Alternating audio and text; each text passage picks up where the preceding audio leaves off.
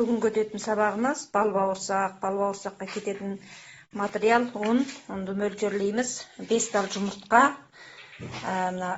жарымшыны сумай, жарымшындан азырақ бал, одан кейін аштықыдан бір қалақ, содадан бір қалақ.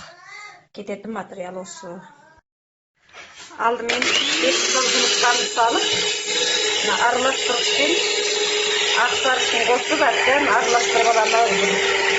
5 минуттай. Ендігі басқышта балды,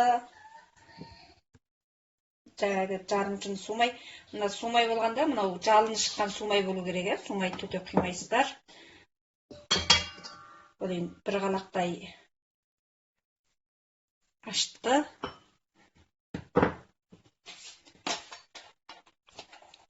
Жаңағы аштықыдан сәл аздау сода салып, мынаны енді тағы да араластырғышпен жақсылап отырып араластырамыз.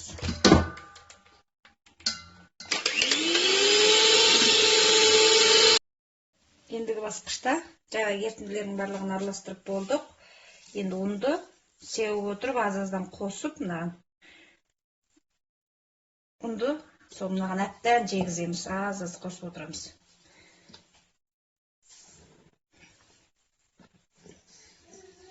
Әбден іртік қалтырмай отырып, ешқандай су қоспаймыз, мынаны сол бал бауырсақ болғаннан кейін су қоспай, жаңағы бал, жұмыртқа, майға ұнды жегізіп илейміз.